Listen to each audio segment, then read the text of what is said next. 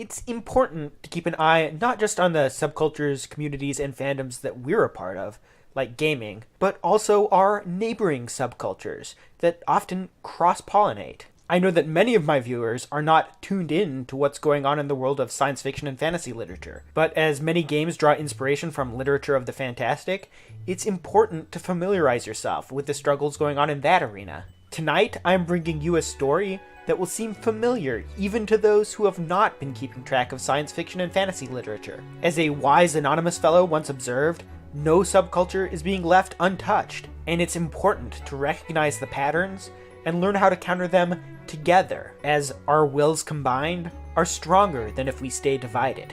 Our story begins in the year 1996, when Harlan Ellison went on his Sci-Fi Channel show to proclaim that the Hugo Award was dead.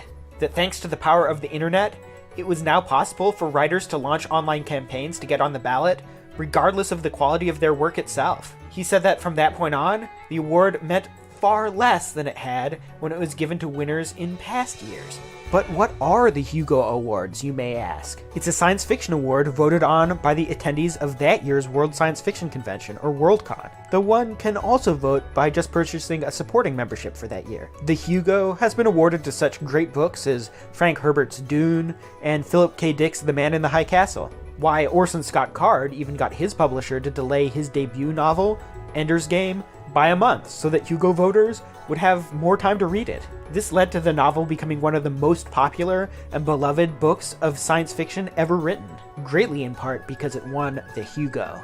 That was back when the award still meant something, before the widespread use of the internet made it possible for writers to game the system. But the organizers of the Hugo Award and Worldcon ignored Harlan Ellison's warning and didn't take the steps to fix the voting system. And the prestige of the award slowly degraded as the years went on, as works of lesser and lesser quality made it onto the ballot, such as Chicks Dig Time Lords and practically every episode of Doctor Who. That is, until 2013, when Larry Correia launched a campaign to get his book, Monster Hunter Legion, as well as a few other overlooked works of science fiction, nominated for the Hugo Award. He was tired of how the Hugo voters had kept giving the award to heavy-handed message fiction about the dangers of fracking and global warming and dying polar bears and robot rape as a bad feminist analogy with a villain who is a thinly veined Dick Cheney. So instead of simply complaining about it, as many others previously had, he decided to actually do something about it.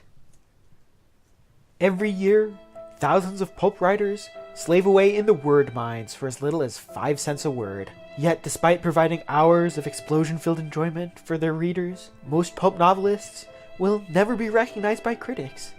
And in fact, they will be abused by the literati elite. Literary critics stuffed this pulp novelist into a dryer and ran at high temperatures for nearly 5 minutes without even a sheet of fabric softener. For generations, literary critics and college English departments have looked down at pulp novelists and refused to give them awards. Even though those guys are totally freaking awesome, and Conan the Barbarian is 1,000 times more awesome than The Great Gatsby, you wouldn't know it by listening to literary snobs. The hoity-toity literati snobs prefer heavy-handed, ham-fisted message fiction. Much like Michael Vick, literary critics hate pulp novelists and make them fight in vicious underground novelist fighting arenas. I actually did pretty good until Dan Wells made a shiv from a sharpened spoon and got me in the kidney. Never turn your back on the guy that writes about serial killers, I tell you what. Only you can stop literary snobs and their abuse of pulp novelists. And the first campaign was a huge success for practically everyone but Larry himself. While Monster Hunter Legion didn't make the Hugo ballot, Elitist Book Reviews was nominated for Best Fanzine. Schlock Mercenary Random Access Memorabilia was nominated for Best Graphic Story. Vincent Chong was nominated for Best Pro Artist. And Tony Weisskopf was nominated for Best Professional Editor. Though the only work in this first Sad Puppies campaign to win a Hugo Award that year was the Writing Excuses podcast, which won for Best Related Work. The award for Best Novel that year went to a piece of Star Trek fanfiction called Red Shirts, written by prolific blogger John Scalzi. This was Scalzi's 10th nomination and his 3rd Hugo win, giving Scalzi more Hugo Awards than Philip K. Dick. And he achieved that with what was basically fan fiction. As you can see, there's totally no bias in the selection process at all, but we'll talk a little bit more about that later. Now, Larry Correia was far from finished with the Hugo Awards, so the next year, he started the Sad Puppies 2 campaign. He held an open commenting thread on his blog where he asked his fans for suggestions for his new recommendation list, and once again, one of his own novels was right at the top of the list, Warbound, the third book in the Grim Noir Chronicles trilogy. However, this time he included a second recommendation for the best novel category, A Few Good Men by Sarah Hoyt. The Butcher of Kardov by Dan Wells and The Chaplain's Legacy by Brad Torgerson were suggested for the novella category. And the novelette category was The Exchange Officers, also by Brad Torgerson, and Opera Vita Aeterna by Vox Day. So Larry's fans read the works he recommended and nominated for the Hugo ballot accordingly. But before Worldcon released the nominations, they announced that Jonathan Ross was going to host the Hugo ceremony. Neil Gaiman had asked him to present the award, so Jonathan volunteered to do it free of charge. Though later he had to step down from the position, and I think the story about how this happened helps to illustrate the culture that formed around Worldcon. See, despite their website calling the Hugos science fiction's most prestigious award, the attending audience of Worldcon is actually rather small compared to that of other sci-fi cons, let alone all of science fiction and fantasy's fandom as a whole. It's kind of strange that such a smaller convention would be the home of such an honored prize, but this episode should shine a light into at least one reason why Worldcon hasn't grown in all the years it's been around. See, Jonathan Ross is a comedian, and sure, he's done some work writing sci-fi comics and had a minor voice acting role in Halo 3. And his wife, Jane Goldman, worked on the scripts for several fantasy movies, one of which won a Hugo Award. But none of that mattered, because he was a comedian and an outsider to the Worldcon crowd. It all started when two-time winner and 11-time Hugo nominee Seanan McGuire discovered that Jonathan was going to host the Hugo Award ceremony. Wait, they're letting Jonathan Ross present the Hugos? What the fucking fuck? You know, I've really enjoyed knowing that, were I to be nominated for a Hugo, the host wouldn't see me and make fat jokes. Like, that thought has actually crossed my mind when shopping for Hugo dresses. The host won't mock me. Also, call me, I don't know, strange, but I was told when volunteering to host the Hugos that the host would be from our community. Our community. Our community. Someone who got our community. Someone who could make Muppet jokes like John Scalzi. Or be sweet to Jay Lake like Paul Cornell. Someone who actually understood the award and why we were there. Also, and this is not Sour Grape speaking, but I have volunteered to host the Hugos, and I'm an award-winning stand-up comic. I'm not the only person from within the community to volunteer. I'm not the only one who's good on stage who knows how to work an event. So don't you even say, oh, we had to look outside for good talent, because that's insulting, belittling, and a fucking lie. So congrats, LonCon 3! When people asked for a change in Hugo hosts, meaning something that wasn't more a white dude parade, you got a man who says things about women like me that I won't put on my Twitter. I am actually crying, LonCon 3. I was supposed to be safe at Worldcon. I was supposed to be safe at the Hugos. I voted for you, LonCon 3, because you said I'd be safe. How dare you, LonCon 3? How fucking dare you? One final note, LonCon 3, when multiple people say, my first thought was he'd call you fat. Maybe you picked the wrong man. And of course, this turned into a large shitstorm, where even more people got outraged over Jonathan Ross hosting the awards, and The Guardian even published a couple articles about it. And like I said, this led to Jonathan Ross stepping down from the position he volunteered to do. Honestly, if the mere possibility that someone might make a fat joke in your presence upsets you that badly, then maybe it's because you know that being horribly overweight isn't a good thing, and that you need to readjust your lifestyle to be more healthy. But this was never just about offensive humor. It was clearly about an outsider coming in and intruding on their territory despite Neil Gaiman inviting him to host.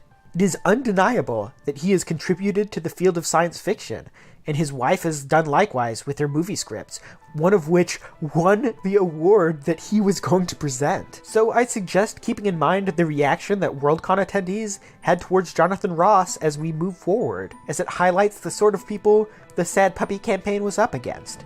A few weeks later, the Hugo nominees were announced, And this time, Larry's campaign to get one of his books on the ballot was a success, with Warbound taking the nomination. Though Sarah Hoyt's A Few Good Men did not make the ballot, despite the narrator of the book being totally straight as an arrow. So it's strange that people were already claiming that he was somehow stuffing the ballot box. Since if he were, wouldn't both books have received the same number of nominating votes, and as such, either both or neither got on the ballot?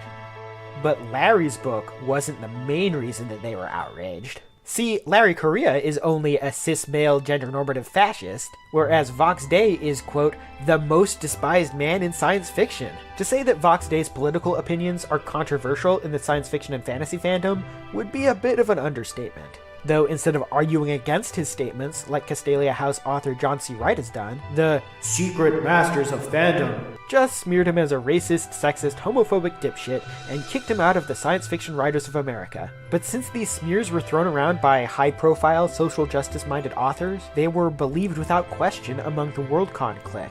A campaign to get good books onto the Hugo ballot was turned into a sexist and racist crusade to remove minority authors such as Patrick Nielsen Hayden and John Scalzi from the ballot. That's why the Puppies nominated Bane editor Tony Weisskopf and Sarah Hoyt's A Few Good Men, a book with a narrator that's totally straight as an arrow. But because social justice warriors were totally outraged that such a supposedly horrible person like Vox Day was on the nomination ballot, they began plans for ensuring that his novelette would lose in last place, despite never having read the story at all. Tor editor Teresa Nielsen Hayden even defended the idea of voting no award above stories which one has not read. Why should I vote to tell the rest of the world that science fiction is a place where the only difference between James White and Vox Day is their commercially published texts? The awards we give out are a giant signal saying, this is what we love, this is what we value, this is what we think is important. Why the hell am I supposed to lie about what those things are? And this had the sort of effect on the winners that you would expect. Warbound finished in last place, just 160 votes ahead of No Award, losing to Ancillary Social Justice. And of course, Vox Day's novelette, Opera Vita Aeterna, also finished in last place, behind No Award, since social justice warriors did as they promised and voted against it without even reading it. Now, at first, Tony Weisskopf got the highest number of votes for Best Editor, but due to the Australian voting system, she ended up losing to Ginger Buchanan and finishing in 4th place. The way Hugo voting works is that you list who you're voting for in order of priority, and the nominee in last place is taken away, and the votes are redistributed with each runoff. What this means is that rather than the best book taking home the award, it's the least controversial book that wins. If the United States had used this system for the last election, then Jeb Bush would have won in a landslide.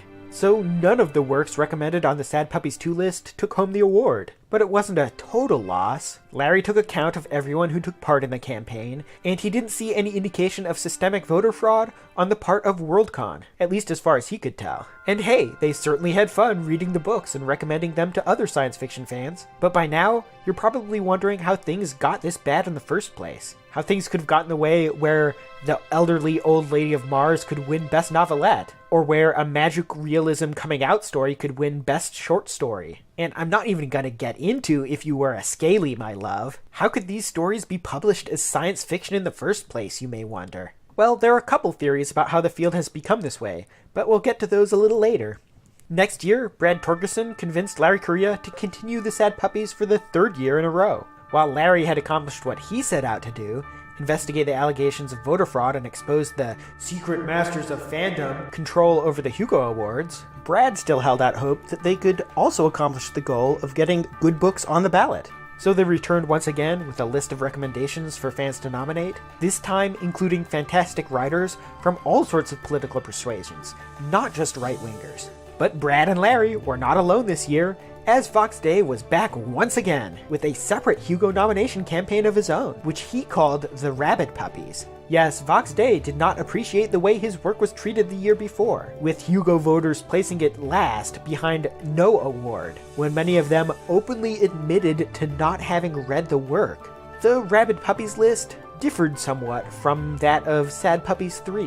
While Larry's goal for Sad Puppies was investigation, Vox Day's goal was instigation, as he set out to deny the social justice warriors from getting any Hugo Awards. To accomplish this, all he had to do was make sure that enough of his recommendations filled the ballot, so that there would be no room left for any of the social justice propaganda pieces that the Morlocks called science fiction. That way, there was little that their opposition could do to keep them from attaining some sort of victory. Either the Worldcon attendants would read the books, vote for them based on their merits, and give them to works of high quality, or they would vote no award for entire categories, burning down the whole show. In the case of the latter, it would go a long way to publicly show that the Hugo voter base marches in ideological lockstep.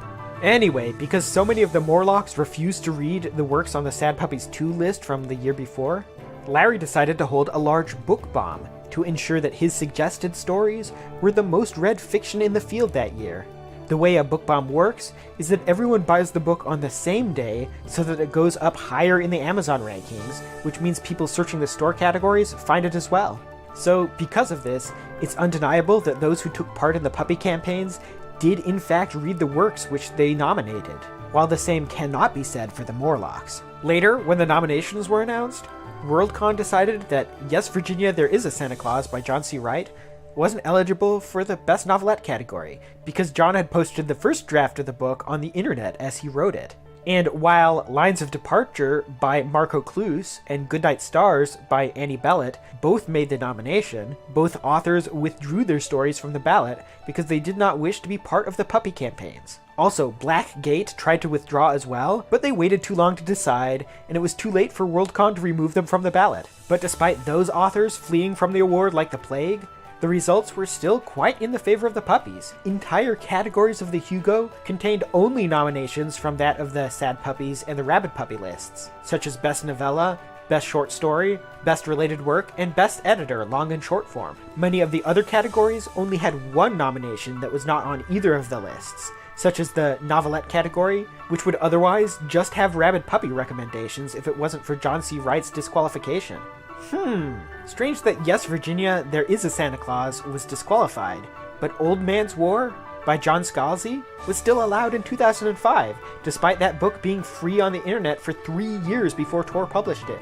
Even before the nominees were announced, the puppy campaigns were causing much distress among the Morlocks, but after the announcement, there was a misinformation blitz across many blogs in the mainstream media. The Hugo Awards were always political, but now they're only political, said ex-IO9 writer, now Tor author, Charlie Jane Anders. Hugo Award nominations fall victim to misogynistic, racist voting campaign, said Isabella Biedenharn of Entertainment Weekly, though Entertainment Weekly later backtracked this statement when Larry Correia threatened a libel suit. Sci-fi's right-wing backlash. Never doubt that a small group of deranged trolls can ruin anything, even the Hugo Awards, said Arthur Chu of Salon. Wait a minute, isn't Arthur Chu's wife a science fiction writer herself? Oh, I'm sorry, his now ex-wife.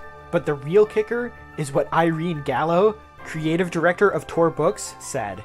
She said there are two extreme right-wing to neo-Nazi groups called the Sad Puppies and the Rabid Puppies, respectively, that are calling for the end of social justice in science fiction and fantasy. They are unrepentantly racist, sexist, and homophobic. A noisy few, but they've been able to gather some Gamergate folks around them and elect a slate of bad to reprehensible works on this year's Hugo ballot. Well, that sounds familiar. Blame 4chan, blame 4chan. Freedom of speech must be dispersed, my sensibilities must come first.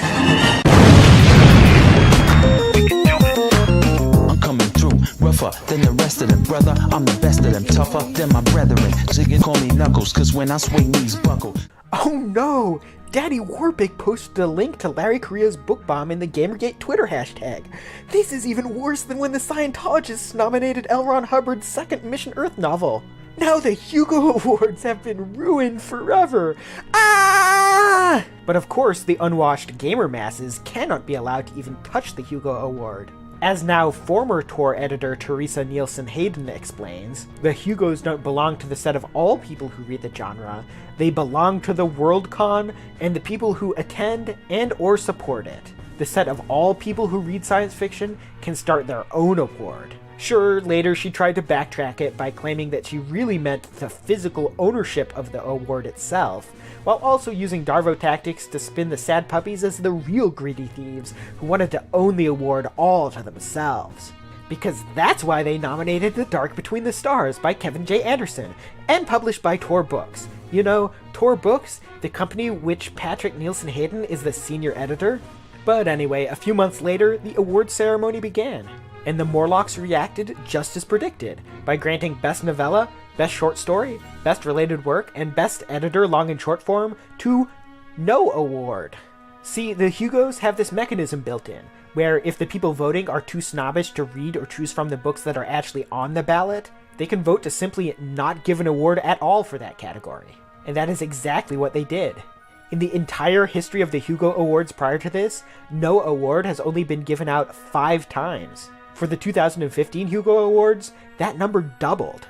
And pretty much every other category had no award above the puppy suggestions, with Guardians of the Galaxy being the only work to escape this fate.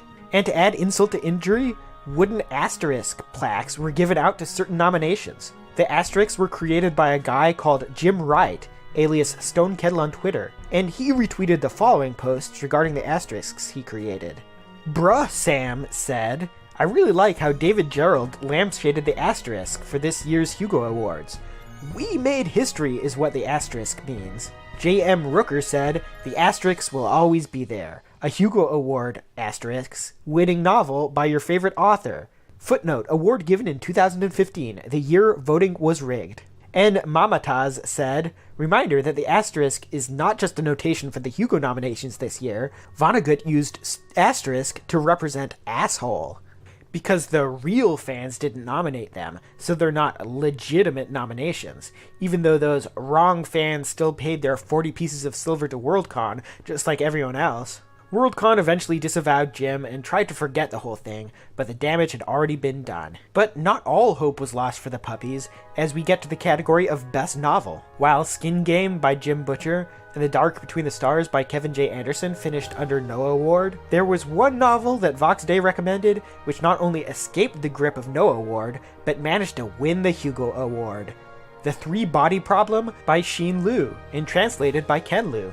See, after the nominees were announced, Vox Day suggested that his readers vote for The Three Body Problem, and Larry said that Vox would have included it in the Rabid Puppies list if he had read it sooner. If you look at the voting numbers, The Three Body Problem won by 200 votes, and according to Chaos Horizon, there were about 500 voters who took Vox's voting suggestions. This means that Vox Day and the Rabid Puppies were directly responsible for The Three Body Problem winning the Hugo Award for Best Novel. "Oh, this is amazing! After 3 years, a puppy has finally won the Hugo Award. Science fiction has been saved from the evil Morlocks."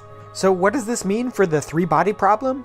Oh, well, for an award as highly respected as the Hugos, an award given to such amazing authors as Harlan Ellison and Isaac Asimov and Orson Scott Card, it means selling 20,000 copies of your book total? Ah, well, at least readers outside of America are buying it. And we can be assured that Sheen Liu is not a social justice warrior, because he specifically said that voting for his books just because he was Chinese was, quote, the best way to destroy the Three Body trilogy. Anyway, a closer look at the voting data shows that around 2,500 people voted in lockstep against the puppy suggested nominees. Now, at first, this seems like quite a large crowd of voters, until one realizes just how easy it would be to gather such a crowd. All one would need is at least 2,500 active Twitter followers and $100,000. Then purchase a Worldcon supporting membership for each of them and tell them to vote exactly as the anti-puppy list suggested. You can see part of this with Mary Cowell and her friends giving out 100 supporting memberships to their readers. Because the same person who said, quote, "Dear 12 rabid weasels of the SFWA, please shut the fuck up," end quote. And Vox Day is the Donald Trump of science fiction. He's totally going to give memberships out to people who will judge Vox Day's suggested works based on their merit. So this turns the voting process from a democracy into a circus, where one with vast amounts of disposable wealth has more say. Obviously, after that shit show, they couldn't stop now, so in 2016, Kate the Impaler Polk announced that she was going to run Sad Puppies 4, The Embiggening. And Vox Day announced Rabid Puppies 2, Make the Hugos Great Again. The Sad Puppies 4 list was democratically set up, where anyone on the internet could vote for what they wanted on it, and the top 10 books would show up in the final list. Vox Day continued to handpick his suggestions, but this time his list was a little different from that of the year before, as he now included a few works which he suspected that Worldcon voters would not deny awards to. Among others, he suggested Obits by Stephen King for Best Novelette, The Sandman Overture by Neil Gaiman and J.H. Williams III, former SFWA President Jerry Pournelle for Best Editor Short Form, the Season 5 opener for My Little Pony Friendship is Magic, and Space Raptor Butt Invasion by Chuck Tinkle? Surely no one could deny such works as these, the golden toy rocket ships they so greatly deserve. For the 2016 nominations, Blackgate actually managed to withdraw in time, so it was replaced on the nomination ballot with Lady Business. Thomas A. Mays also withdrew his short story, The Commuter, which was replaced with Cat Pictures Please by Naomi Kritzer.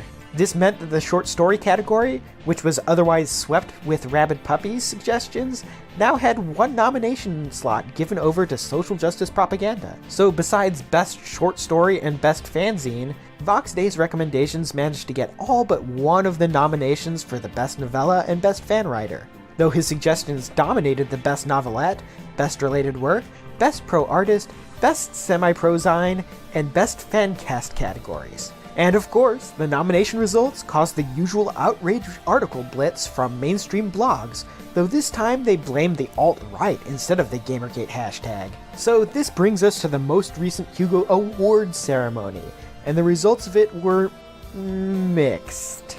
Best Short Story obviously went to the only nomination not on the Rabid Puppy lists, and no award took home the prize in the Best Related Work and Best Fancast categories. However, Best Novelette went to Folding Beijing by Hao Jinfang, translated by Ken Liu, despite the category being entirely Rabid Puppy suggestions. The Martian won Best Dramatic Presentation Long Form, though My Little Pony finished last, behind no award, losing to Jessica Jones. Predictably, Tony Weisskopf lost behind no award in the Best Editor Longform category once again, though Jerry Pournelle also finished behind no award as well. The Sandman Overture won Best Graphic Story, but when Neil Gaiman accepted the award, he described the puppies as pitiable people.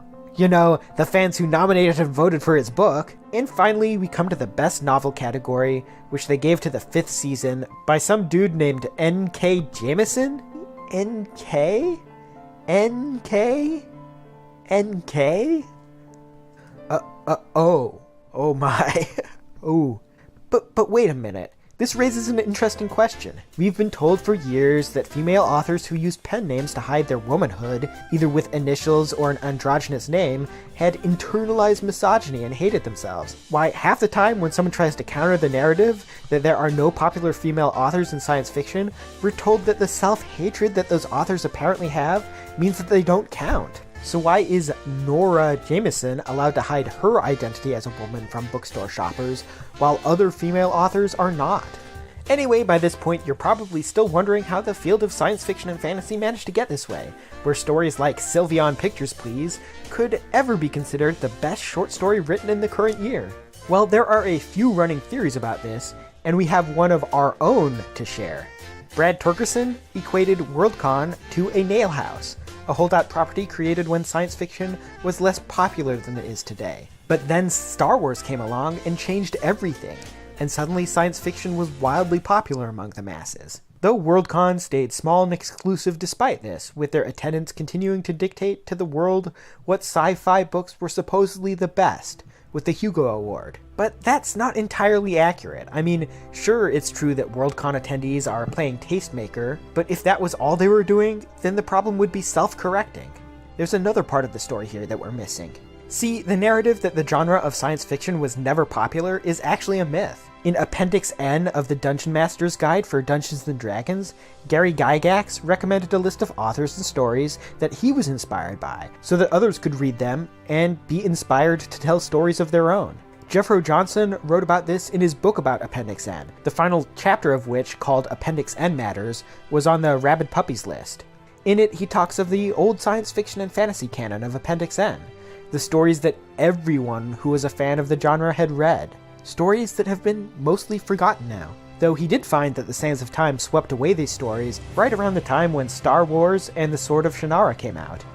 But something else happened around that time as well, that my partner Dan and I realized. Yuri Bezmenov, former KGB propagandist, was interviewed in 1985, where he talked about how the far left could take over a nation. The first step in this takeover he called demoralization. So when you read these stories from the Appendix N list, and compare them with more contemporary examples of sci-fi and fantasy, it becomes obvious what is happening.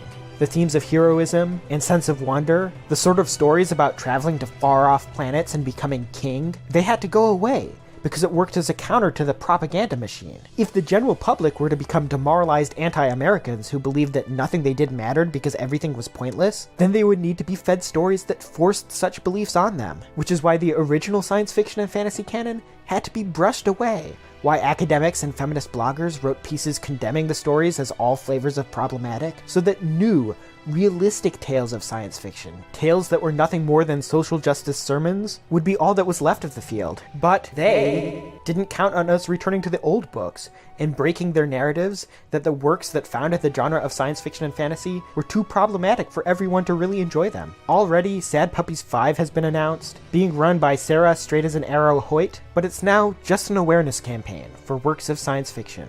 And I'm sure that Vox Day will continue his quest to ensure that the Hugo Award is kept out of the hands of the Morlocks. Plus, if Castalia House continues to sign on authors of such a high caliber as Jerry Pournelle, then I'm sure it won't be long before they overtake Tor. And the operation that Jeffro Johnson started with his Appendix N posts looks very promising, but that's a story for another time. Oh, by the way, I just wanted to mention something before we go. John Scalzi said that video content is eligible for the Best Related Work category, so please be sure to nominate this video for the Hugo Award next year.